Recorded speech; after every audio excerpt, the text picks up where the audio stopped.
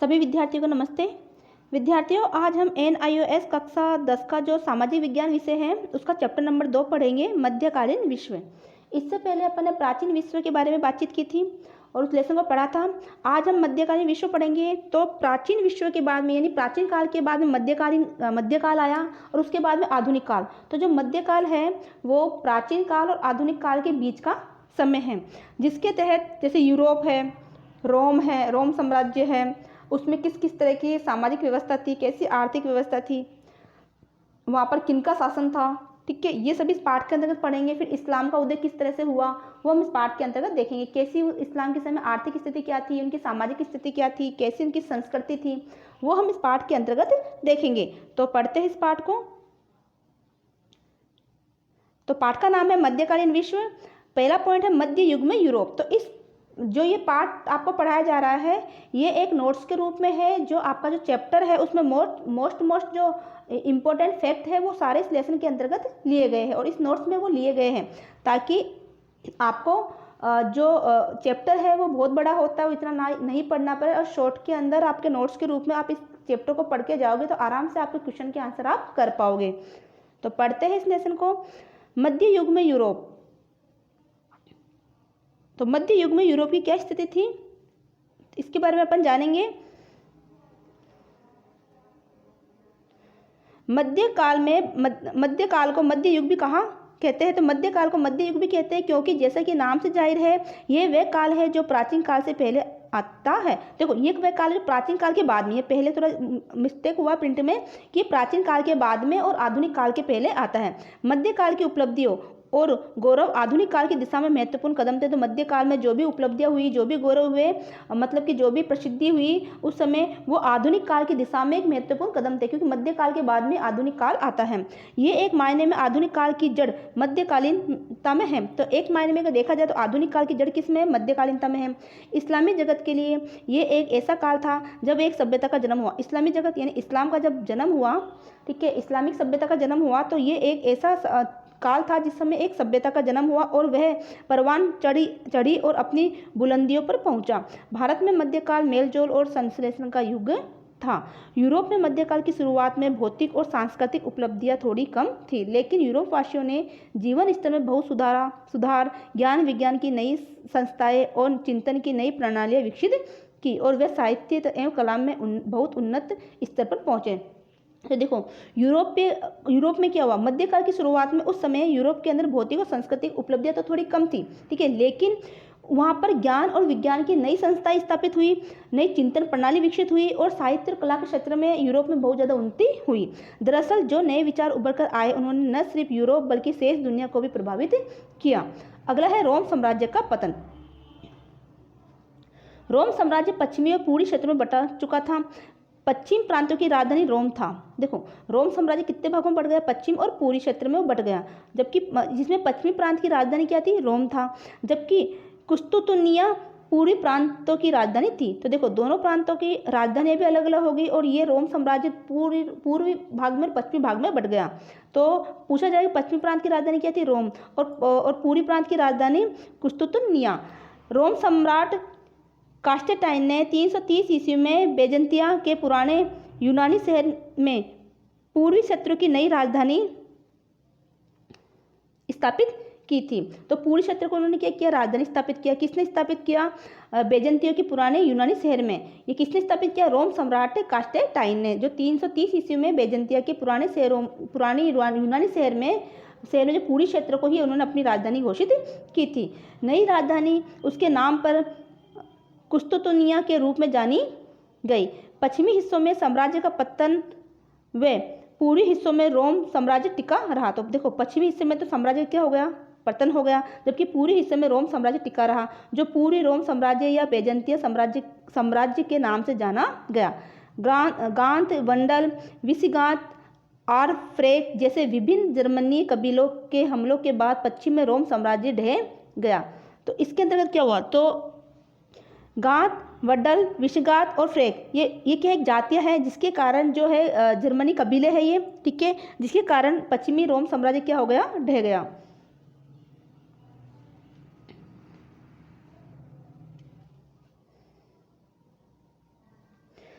476 ईस्वी में रोम का तख्ता पलट कर इन हमलावरों ने अपने अलग अलग उत्तरवर्ती राज्य स्थापित कर लिए। रोमन और जर्मनी समाज एक दूसरे से घुल मिल गए और एक नई किस्म के समाज का जन्म हुआ। इस समाज की संस्थाएं और व्यवस्थाएं रोम व जर्मनी से भिन्न थी। इस नए समाज की सबसे महत्वपूर्ण संस्था सामंतवाद थी। कौन सी संस्था थी? सामंतवाद। देखो सामंत क्या होते हैं? राजाओं के जो अधीन जो होते हैं वो क्या कहलाते हैं? सामंत होते हैं। सामंत क्या करते हैं? राजाओं को सैनिक व्यवस्था में क्या करते हैं? उनकी सहायता करते हैं। तो राजाओं के अधीन जो क्षेत्रों को संभालने के लिए जो राजा के अधीन जो पद होता है वो क्या कहलाता है? सामंत कहलाता है। सामंतवाद राजनीतिक, सैन्य, सामाजिक, आर्थिक पहलू। अब देखो सामंतवाद की व्यवस्था हुई, ठीक है, तो नए समाज का उदय हुआ, इसमें सामंतवाद कहलाया। तो सामंतवाद के तहत राजनीतिक और सैन्य, सामाजिक और आर्थिक पहलू क्या थे वो हम रोम साम्राज्य के अंतर्गत देखेंगे। पश्चिमी रोम साम्राज्य के विघटन।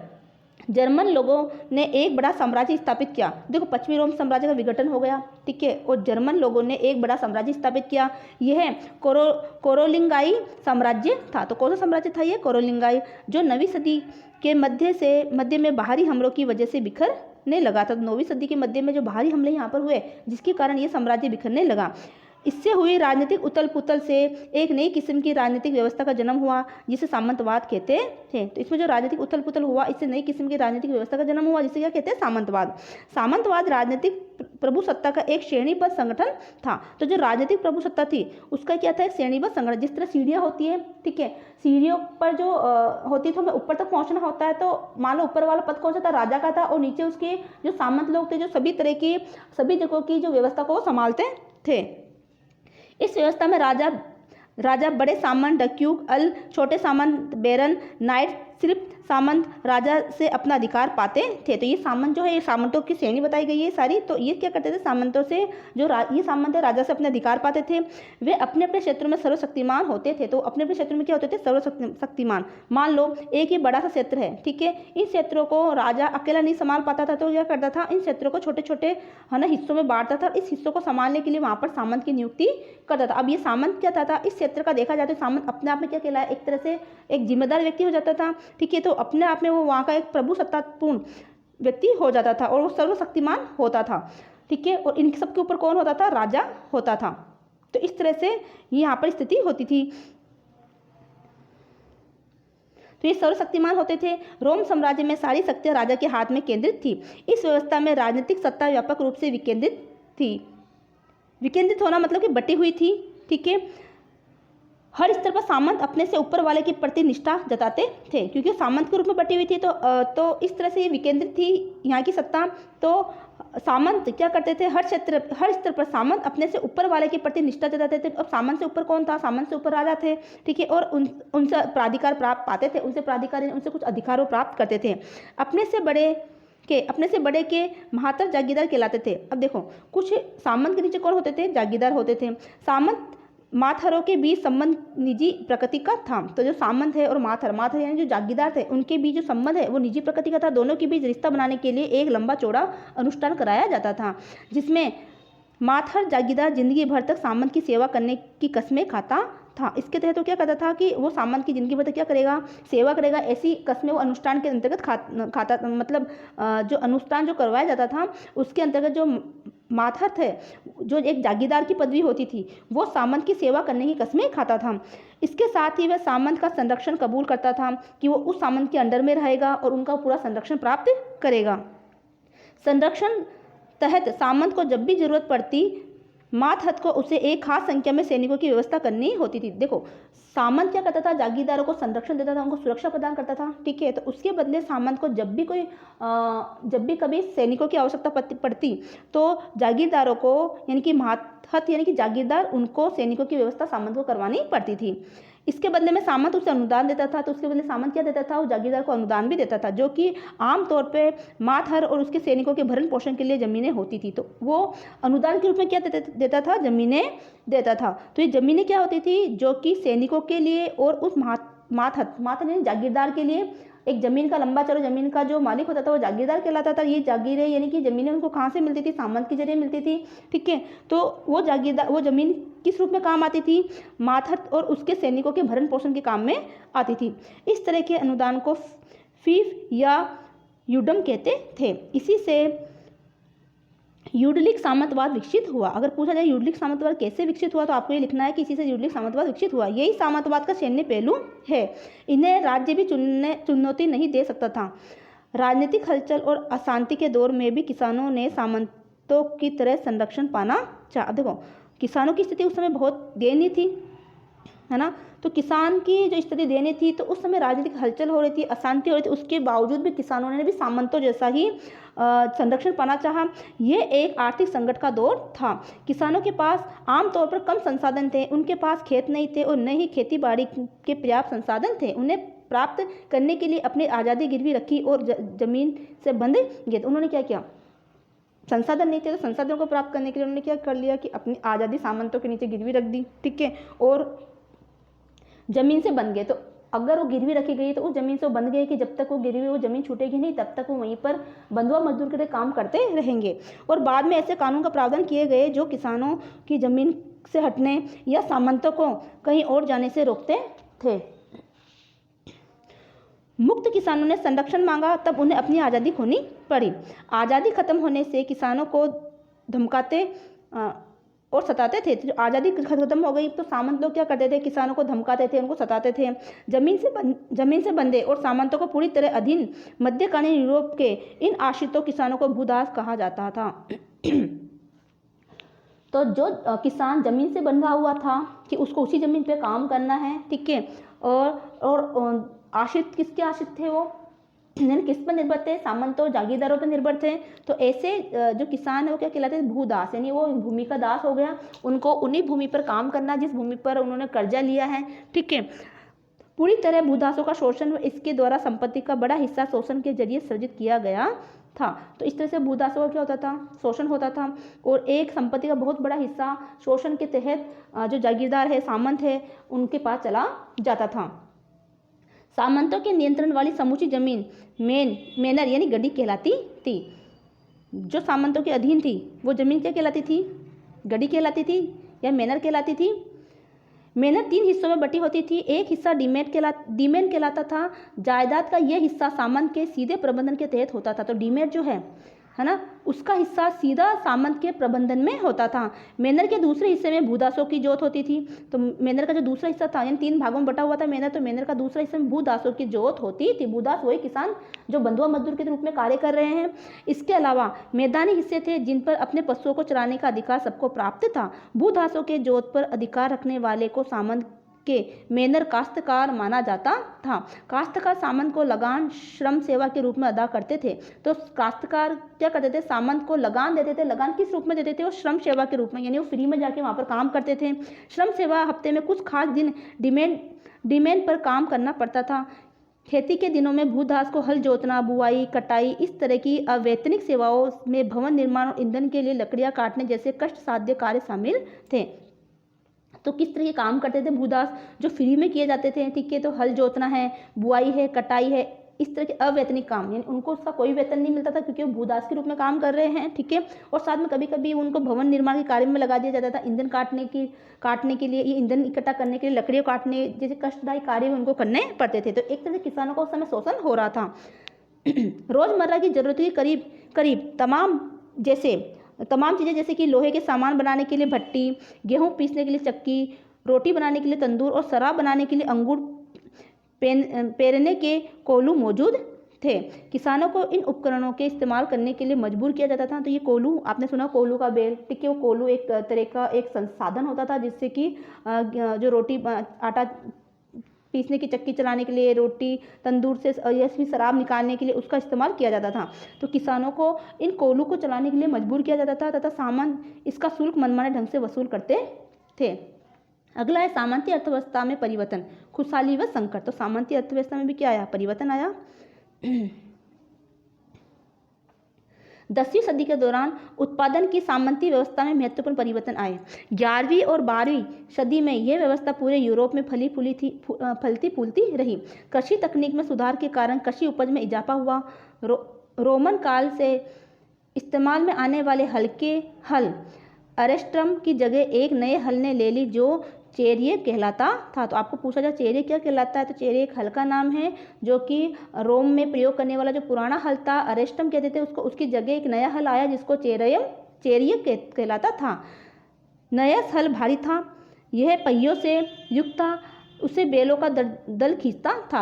खेती दो भूखंडों के तरीकों पर आधारित थी जिसमें जमीन के एक हिस्से पर खेती तथा दूसरे हिस्से पर परती छोड़ दिया जाता था। देखो, एक हिस्से पर खेती करना और दूसरे हिस्से को परती छोड़ना पड़ती है, यानी कि इस साल उस पर खेती नहीं की जाएगी, अगले साल उस पर खेती की जाएगी ताकि उस जमीन की थोड़ी उपजाऊपन बढ़ जाए।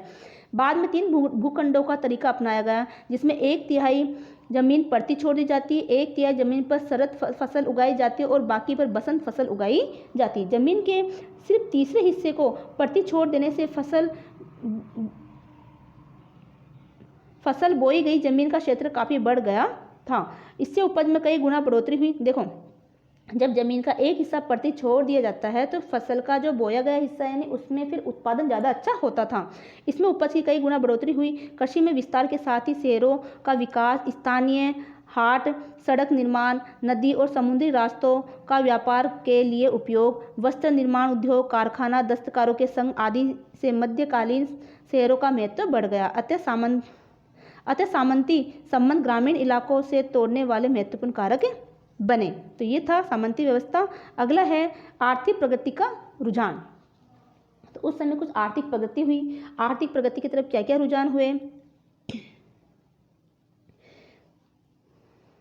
मैनर को अब डीमेन के एक बड़े हिस्से छोटी छोटी जोतों में बांटकर किसानों को भाड़े पर दे दिया गया। तो इस स्थिति में क्या हुआ कि आर्थिक प्रगति का रुझान क्या हुआ कि जो मैनर थे, जो जमीन का हिस्सा था, उसको अब डीमेन के एक बड़े हिस्से जो है छोटी छोटी जोतों के रूप में, छोटे छोटे टुकड़े के रूप में किसानों को भाड़े पर दिया जाता था। किसानों के श्रम वसूलने का तरीका भी खत्म हो गया। इसीलिए सामंत अब श्रम सेवा के बजाय मुद्रा या जिस सामंती लगान की मांग करने लगे। तो अब सामंत क्या लेते थे, वहाँ से उनसे श्रम सेवा तो नहीं लेते थे, श्रम सेवा वसूल करने की बजाय अब वो सामंत उनके बदले में उनसे कर लेने लगे। कर के रूप में वो मुद्रा यानी पैसे लेते थे या जिन सामंती लगान भी मांग करने लगे। श्रम सेवा में गिरावट और कृषि में प्रौद्योगिकी की गतिरोधता ने अन्य कारकों के साथ मिलकर कृषि उपज में जबरदस्त गिरावट की। अनाज की किल्लत, अकाल का सिलसिला शुरू हो गया। प्लेग की महामारी, अब सब कारणों से अर्थव्यवस्था में एक साथ गिरावट आई, लेकिन यूरोप इस संकट से आसानी से उबर गया। 1450 ईस्वी के करीब अर्थव्यवस्था में बहाली का सिलसिला शुरू हो गया। दरअसल 10वीं सदी के एक अरब भूगोल शास्त्री ने उन्हें स्थूल प्रकृति, अप्रिय तौर तरीके और निम्न बुद्धि वालों की संज्ञा दी गई थी। 10वीं सदी के बाद प्राथमिक शिक्षा का प्रचार व विश्वविद्यालयों की स्थापना हुई और उसका विस्तार हुआ। ज्ञान में विद्या क्रम से धर्मनिरपेक्ष होती गई। मध्यकाल में अरब सभ्यता। अब देखो, मध्यकाल में अरब सभ्यता का कैसे विकास हुआ। अरब रेगिस्तान का एक प्रायद्वीप है। इस्लाम के उदय होने से पहले ज़्यादातर अरब बहुजाति के थे, अर्थात ऊँट पर घूमने वाले चरवाहे थे। उनकी आजीविका का मुख्य स्रोत पशुपालन और नकली स्थानों में उगने वाले खजूर थे। तो अरब जो जाति थी वो क्या करते थे, ऊँट पर घूमने वाले चरवाहे थे और उनकी आजीविका का प्रमुख साधन क्या था, पशुपालन करना और नकली स्थानों में उगने वाले खजूर को बेचना। शिल्प उत्पादन काफ़ी सीमित था, व्यापार भी धीमा था और शहरीकरण भी बहुत ही कम। अरब के 2 पड़ोसी साम्राज्यों, रोम साम्राज्य और फारसी साम्राज्यों के बीच जंग छिड़ी हुई थी। देखो, शहरीकरण भी बहुत कम था उस समय, ठीक है। व्यापार भी बहुत धीमा होता था क्योंकि अरब के 2 पड़ोसी साम्राज्यों जो कि रोम साम्राज्य और फारसी साम्राज्य के बीच में क्या छिड़ी हुई थी, जंग छिड़ी हुई थी। इन जंगों के कारण अरब, अफ्रीका और मध्य एशिया के बीच व्यापार के लिए आने जाने वाले कारवों का सुरक्षित रास्ता बन गया था। कुछ प्रमुख व्यापार मार्गों पर संधि स्थल महत्वपूर्ण शहर मक्का था। देखो, कुछ व्यापारिक मार्गों के बीच में कौन क्या पड़ता था, मक्का पड़ता था, जो एक संधि स्थल था, यानी कि 2 जगहों को जोड़ने वाला स्थल था। काबा के कारण मक्का को एक स्थानीय धार्मिक महत्व हासिल था। तो वहाँ पर मक्का में क्या था, काबा है, तो काबा के कारण मक्का को एक स्थानीय धार्मिक महत्व हासिल था। मक्का काबा अरब कबीलों के लिए एक पूज्य स्थल था। इस धर्म स्थल पर कुरैश कबीलों का नियंत्रण था। इस्लाम के संस्थापक हजरत मोहम्मद का जन्म करीब 570 ईस्वी में कुरैश कबीले में हुआ था। इस्लाम के संस्थापक हजरत मोहम्मद के माता पिता का निधन उसके बचपन में ही हो गया था। इनकी परवरिश उनके चाचा ने की थी। बड़े होकर एक सौदागर बने, तो वे बड़े होकर के बने एक सौदागर बने जिन्होंने एक धनी विधवा खदीजा के लिए व्यापार किया, खदीजा से शादी कर ली। करीब 610 ईस्वी में हज़रत मोहम्मद एक धार्मिक अनुभूति में उन्होंने एक आवाज़ सुनी जो कह रही थी कि अल्लाह एक है और उसके सिवाय कोई भगवान नहीं है। इस तरह बहु ईश्वरवाद से एकेश्वरवाद का जन्म हुआ। देखो इस्लाम क्या मांगता है, एकेश्वरवाद को मानता है। बहु ईश्वरवाद यानी कि बहुत सारे भगवान में, बहुत सारे ईश्वर में विश्वास करना, और उसके बदले एकेश्वरवाद मतलब कि एक ही ईश्वर के अंदर विश्वास करना। यह नया धर्म इस्लाम के नाम से जाना गया। तो ये इस्लाम, वो धर्म किस नाम से जाना जाता है? इस्लाम के धर्म से। तो पूछा जाए कि इस्लाम का उदय कैसे हुआ, तो आप ये मोहम्मद साहब की जो भी जो कथा है वो आप उसमें बता सकते हो। हज़रत मोहम्मद उनके पैगंबर माने गए। तो जो इस्लाम के धर्म के जो प्रचार हो उसका पैगंबर कौन है? हज़रत मोहम्मद को माना गया। 622 ईस्वी में हज़रत मोहम्मद अपने अनुयायियों के साथ यसरीब चले गए। कहाँ चले गए? ये यसरीब। तो अपने अनुयायी के साथ 610 ईस्वी में जो ये कहाँ चले गए? यसरीब चले गए। ये 622 ईस्वी में वो यसरीब चले गए। इसे हिजरत कहते हैं। तो इसे क्या कहते हैं? हिजरत। तो पूछा जाए हिजरत किसे कहते हैं? 622 ईस्वी में हज़रत मोहम्मद अपने अनुयायियों के साथ यसरीब चले गए। इसी बात को इसी को ये हिजरत कहते हैं। हजरत के इस साल को इस्लामी कैलेंडर का पहला साल माना जाता है। हज़रत मोहम्मद ने इस शहर का नाम मदीना रखा। हज़रत मोहम्मद 630 ईस्वी में कुरैश को परास्त कर मक्का में प्रवेश किया। काबा इस्लाम धर्म का प्रमुख स्थल बना। तो आज भी काबा क्या है? इस्लाम धर्म का प्रमुख स्थल है। इस्लाम का अर्थ है कि धर्म की अधीनता और पालन, यानी इस्लाम का अर्थ क्या होता है? धर्म की अधीनता और उसका पालन करना, अर्थात ईश्वर के प्रति संपूर्ण समर्पण। इनके अनुयायी मुस्लिम या मुसलमान कहलाते ये कहलाए। कुरान मुसलमानों का पवित्र ग्रंथ है।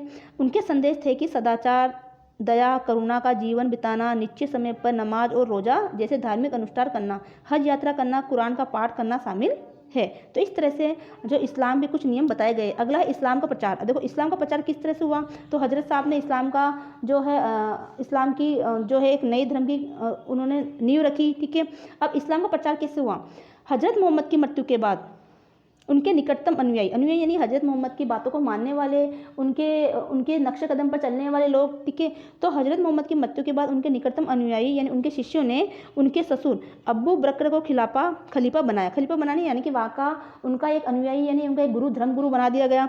अब्बू बकर के निधन के बाद उमर खलीफा बने, है ना। जल्द ही अरबों ने पूरे सीरिया पर और एंटियोक, दमिश्क तथा यरूशलेम के प्रमुख शहरों पर कब्जा किया। 651 ईस्वी में पूरे फारस व 711 ईस्वी में समूचे स्पेन को जीत लिया। उमर के बाद उस्मान खलीफा बने, उनकी हत्या कर दी गई। तो उमर के बाद कौन बने? उस्मान खलीफा बने और उनकी क्या कर दी गई? हत्या। और पैगंबर के चचेरे भाई एवं दामाद अली को खलीफा बनाया गया। तो पैगंबर के चचेरे भाई और उनके दामाद थे अली, उनको क्या बनाया गया? खलीफा। अली की भी हत्या कर दी गई और इसके अनुयायियों ने अलग पंथ चलाया जिसे शिया कहते हैं। बाकी मुसलमान सभी सुन्नी कहलाए। बाकी मुसलमान क्या कहलाए? सुन्नी। तो इस्लाम दो भागों में बटा हुआ, शिया और सुन्नी के अंतर्गत। अली की मृत्यु के बाद में 950 ईस्वी तक उमैया वंश शासक करता रहा तथा इसके पतन के बाद अब्बासियों ने सत्ता संभाली। अब्बासियों ने अपनी राजधानी बगदाद को बनाया। मंगोल ने 1258 में बगदाद को नष्ट कर दिया। इसने मुस्लिम साम्राज्य पर अरब शासन समाप्त कर दिया। तो मंगोलियों ने क्या किया? ये बगदाद को नष्ट कर दिया और उसने मुस्लिम साम्राज्य पर अरब शासन समाप्त कर दिया।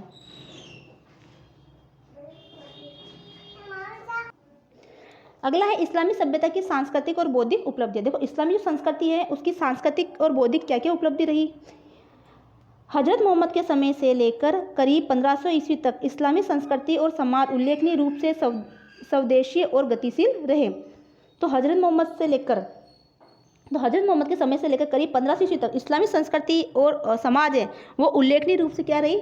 स्वदेशी रही और गतिशील रही। वे विभिन्न संस्कृतियों के संपर्क में आए और उनकी विशेषताओं को ग्रहण किया। उन्होंने यहूदी और ईसाई कवियों को भी संरक्षण दिया। धर्म के क्षेत्र में दो किस्म के लोग थे, उलेमा और सूफी। तो धर्म के क्षेत्र में कौन आए यहाँ पर? इस्लामी धर्म के क्षेत्र में उलेमा और सूफी। चिकित्सा के क्षेत्र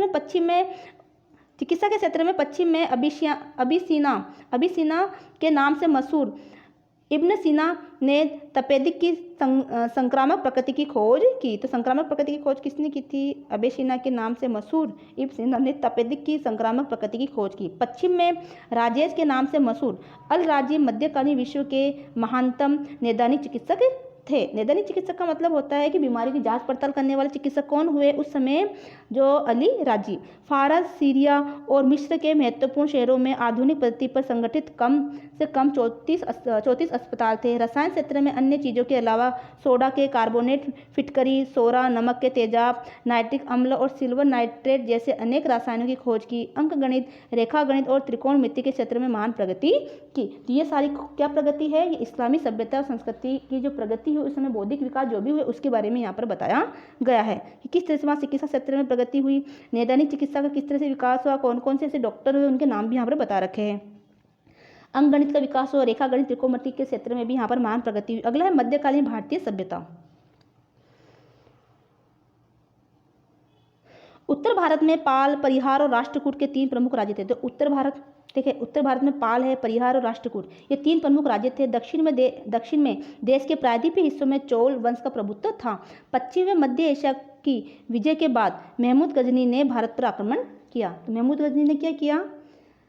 पश्चिमी व मध्य एशिया की विजय के बाद महमूद गजनी ने भारत पर आक्रमण की शुरुआत की। सितंबर 1000 ईस्वी में हुई। तो ये कब हुई? सितंबर 1000 ईस्वी में मोहम्मद गजनी ने भारत पर आक्रमण किया। इसके बाद इसने पंजाब, कश्मीर और पूरी राजस्थान और गंगा के उर्वर मैदानी इलाकों में भी हमले किए। अगला है राजनीतिक क्रम। तो किस तरह से राजनीतिक क्रम रहा? तो मोहम्मद के हमलों के बाद, मोहम्मद कौन? मोहम्मद गजनी, ठीक है। तो मोहम्मद गजनी के हमलों के बाद तुर्क आए। उन्होंने दिल्ली को राजधानी बनाया तथा वे सुल्तान नाम से जाने जाते थे और उनका साम्राज्य दिल्ली सल्तनत कहलाता था। खिलजी और तुगलक जैसे ताकतवर राजवंश एक एक कर आए। तो खिलजी आए, तुगलक आए, ठीक है, तुर्क आए, ठीक है। ये ताकतवर वंशज दिल्ली पर आक्रमण करते रहे और दिल्ली पर अपना साम्राज्य स्थापित किया। जैसे कि राजधानी, तो आज भी दिल्ली हमारी क्या है? राजधानी है और वहीं से पूरी सत्ता को चलाते थे। अगला राजनीतिक संस्थाएं कौन कौन सी बनी? दिल्ली के सुल्तानों और मुगलों ने प्रशासनिक व्यवस्था में कुछ नई चीज़ें को जोड़ी।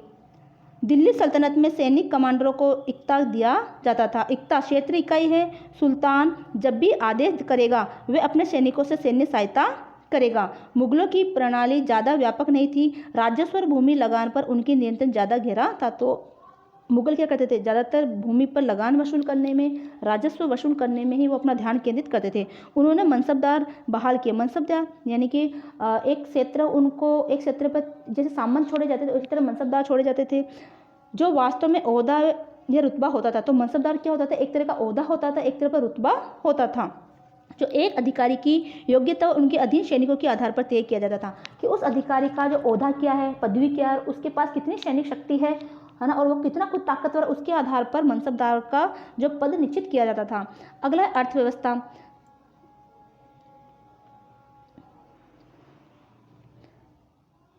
अब राज्य और किसान या जागीरदारों जैसे भूस्वामियों वर्ग के साथ कोई मनमाना संबंध नहीं रहा। जमीन की पैमाइशी की गई और उस पर रकबे के मुताबिक भू राजस्व निर्धारित किया गया। रकबे यानी कि उसमें कितनी उपज होगी इस भूमि के अंदर, उसके आधार पर भू राजस्व वहाँ पर निर्धारित किया जाता था। बाजार की तत्कालिक कीमत के आधार पर उत्पादन में राज्य के हिस्से का नगद मूल्य आंका गया। इसी अनुरूप नगद के रूप में राजस्व तय किया गया। खेती को बढ़ावा देना, उद्यमी किसानों को प्रोत्साहित करना, राज्य ने फसल नष्ट होने पर कर्ज दिए और राजस्व वसूली में राहत दिया। शहरों में सड़कों के द्वारा केंद्रों को जोड़ा गया। दिल्ली, आगरा, लाहौर, अहमदाबाद, सूरत और कैम्बे जैसे शहरों का महत्व बढ़ा। पंजाब के पश्चिम और मध्य एशिया के बाजारों में माल भेजे जाते थे। सेठ, बोहरा, मोदी लंबी दूरी का व्यापार करते थे। तो देखो, ये सेठ है, बोहरा है, मोदी है, ये क्या है?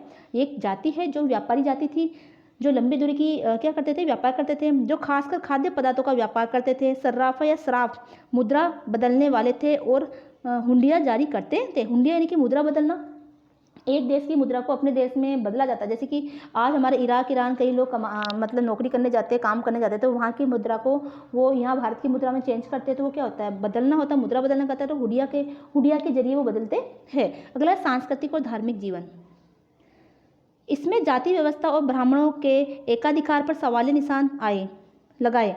रामानंद, कबीर, रविदास, मीराबाई, गुरु नानक, तुकाराम और चैत्य जैसे भक्ति आंदोलन के संतों ने जनमानस पर गहरा प्रभाव डाला जो आज भी जारी है। तो उस समय ये संत हुए मध्यकाल के अंतर्गत, तो इन संतों ने भी जो है उस समय के लोगों पर अपना गहरा प्रभाव डाला। गुरु नानक के भक्तों का पंथ सिख धर्म कहलाता। गुरु नानक ने जो पंथ चलाया वो क्या कहलाया? सिख पंथ चलाया, सिख धर्म कहलाया। सूफी खासकर चिश्ती सिलसिलों के सूफी राजपाट पार्थिव और भौतिक चीज़ों से अलग रहकर बेहद सादगी की जिंदगी बिताई। देखो सूफी भी कहलाए, सूफी भी आए, ठीक है। सूफी क्या कहलाते थे? खासकर चिश्ती सिलसिले से के सूफी कहलाते थे, जो चिश्ती सिलसिले को मानते थे, ठीक है। जो सूफी संत होते थे वो राजपाट पार्थिव यानी राजपाट को नहीं मानते थे और भौतिक चीज़ों से अलग रहते थे, सिर्फ संगीत में विश्वास करते थे और भगवान को प्रसन्न करते थे।